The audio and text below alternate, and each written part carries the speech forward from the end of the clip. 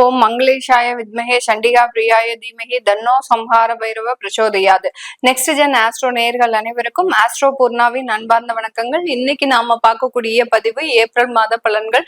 இந்த ஏப்ரல் மாத பலன்கள்ல கோச்சார கிரகங்களின் அடைவுகள் அப்படின்னு பார்க்கும்போது மேஷ ராசியில சுக்கிரன், மிதுன ராசியில குரு பகவான், சிம்ம ராசியில கேது பகவான், அடுத்து கும்ப ராசியில செவ்வாய் புதன் ராகு பகவான், மீன ராசியில சூரியனும் சனியும் சேர்ந்து இருக்கக்கூடிய ஒரு தன்மைகள் இந்த ஏப்ரல் மாதத்துல இருக்கு.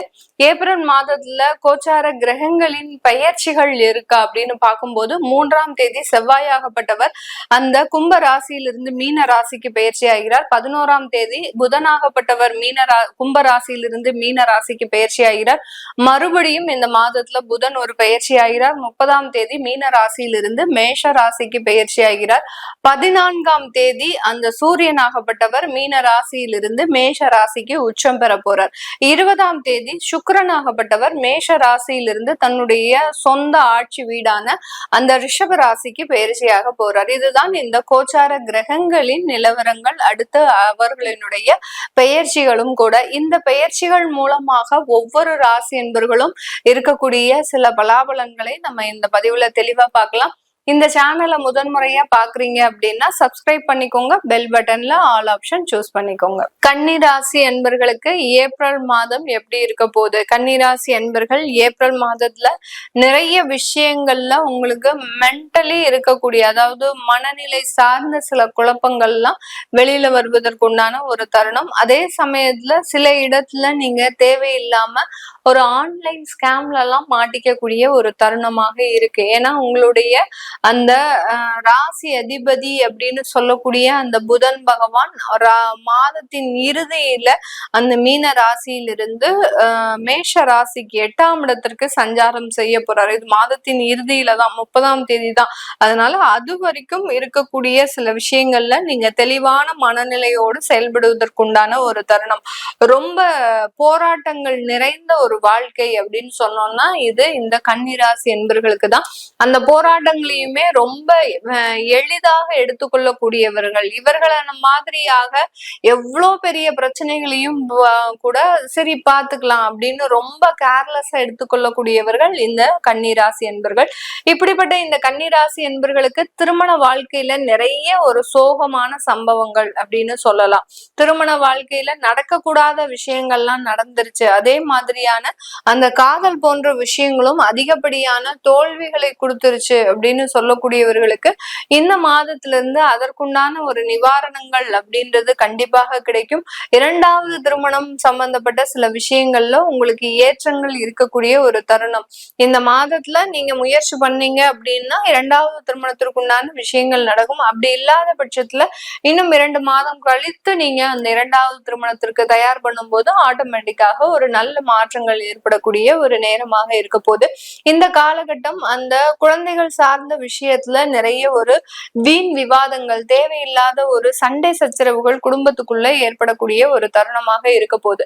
அந்த குடும்பத்துல இருக்கக்கூடிய நபர்களே கடந்த ஒரு மாத காலமாக பாத்தீங்கன்னா உங்களுக்கு தொந்தரவுகளை கொடுக்கக்கூடிய ஒரு நபர்களாக இருப்பாங்க. அவர்களுக்கு எல்லாமே நீங்க தான் செஞ்சிருப்பீங்க. ஆனா பாத்தீங்கன்னா இந்த கன்னிராசி என்பர்களுக்கு இப்போ உங்களுக்கு ஒரு கஷ்டம், அந்த குழந்தைகளை பாத்துக்கிறதுக்கு கூட ஆள் இல்லை அப்படின்னு நினைக்கும் போது உங்களுக்கு உதவி செய்யக்கூடிய ஒரு நபர்கள் யாருமே முன் வர மாட்டாங்க. நீங்க தனியாக தவிக்கிறத பார்த்து இன்னமும் சந்தோஷப்பட்டுட்டு தான் இருப்பாங்களே ஒழிய பெரிய அளவுக்கு அவர்கள் மன ரீதியாக உங்களுக்கு உதவ முன் வர மாட்டார்கள் அப்படின்றதுதான் இந்த காலகட்டம் இருந்திருக்கு. இது எல்லாமே கொஞ்சம் கொஞ்சமாக தான் இந்த மாதத்துல உங்களுக்கு நிவர்த்தி ஆகக்கூடிய ஒரு தருணம். ஏன்னா குடும்பஸ்தானாதிபதி 8ஆம் இடத்துல சஞ்சாரம் செஞ்சுட்டு இருக்கிறாரு. இவரு இந்த மாதத்துல 20ஆம் தேதி தான் அது 9ஆம் இடத்திற்கு சஞ்சாரம் செய்ய போறாரு. அதனால இந்த மாதத்திலயும் அந்த குடும்பத்துல இருக்கக்கூடிய நபர்கள் கிட்ட ரொம்ப கேர்ஃபுல்லா இருக்கணும். கடந்த ஒரு 1.5 மாதங்களாக அந்த குடும்பத்துல நிறைய ஏதாவது பண இழப்புகள் கண்டிப்பாக இருந்திருக்கும். ஏதாவது நகைகள் திருட்டு போறது, அடுத்துக்கு வைத்த இடத்துல பணங்கள் இல்லாமல் இருக்கிறது, அதாவது பணம் எல்லாம் திருட்டு போறது, இது எல்லாமே நடந்துட்டு இருக்கும். உங்களுக்கும் சின்ன சின்ன சந்தேகங்கள் இருந்திருக்கும். ஏதாவது குடும்பத்துல இருக்கக்கூடிய நபர்கள் தான் இந்த மாதிரியான சில விஷயங்களை செய்யறாங்களா அப்படின்ற மாதிரியான சில சந்தேகங்கள் இருக்கும்.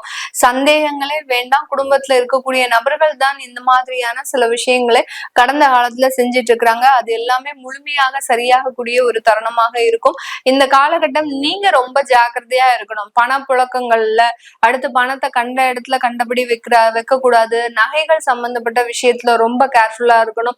நீங்க எவ்வளவு நகைகள் வச்சிருக்கிறீங்க அப்படின்றத ஒரு டைரி போட்டு எழுதி வைங்க. அப்படி இல்லாத பட்சத்துல என்ன நகை இருக்கு என்ன நகை இல்ல அப்படின்றது உங்களுக்கு தெரியாம இருக்கிறதுக்கு வாய்ப்புகள் அதிகமாக இருக்கு. ஏன்னா அடுத்தடுத்து உங்களுடைய ராசி அதிபதி 8ஆம் இடத்துல சஞ்சாரம் செய்யறதுனால உங்களுக்கு உண்டான சில ஏமாற்றங்கள் அதிரடியாக வருவதற்குண்டான ஒரு காலகட்டமாக தான் இருக்கும். இந்த காலகட்டம் உங்களுடைய விரயஸ்தானாதிபதி சைன ஸ்தானாதிபதி 8ஆம் இடத்துல சஞ்சாரம் செய்யறதுனால கொஞ்சம் தூக்கம் இழந்து இருக்கக்கூடிய ஒரு மாதமாக தான் இந்த ஏப்ரல் மாதம் இந்த கன்னி ராசி என்பவர்களுக்கு இருக்கும்.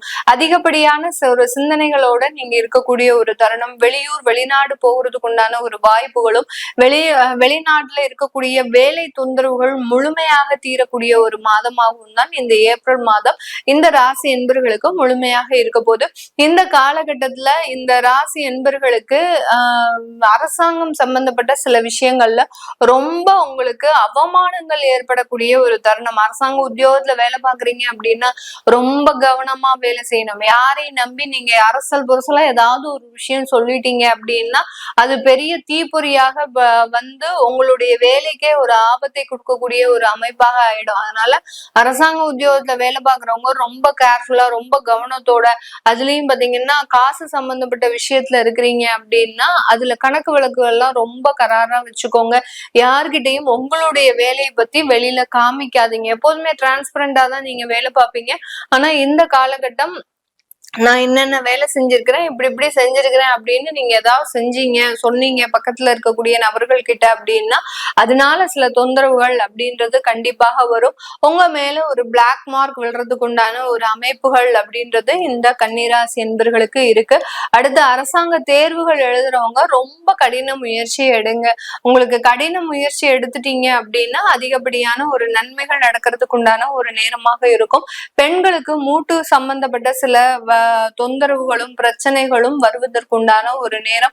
அதுல இருந்து ஒரு ஆயுர்வேதிக் முறையிலயோ இல்ல உங்களுடைய மருத்துவ ஆலோசனை பெறுவதனாலயோ அதுல இருந்து நிவாரணம் அப்படின்றது இந்த மாதத்தின் பிற்பகுதியில கிடைக்கிறதுக்கு உண்டான ஒரு காலகட்டமாக தான் இந்த கன்னி ராசி என்பவர்களுக்கு இருக்கக்கூடிய ஒரு நேரமாக இருக்க போகுது. இது எல்லாமே நம்ம கோச்சார நிலவரப்படி பலன்களை கணிச்சு சொல்லியிருக்கிறோம்.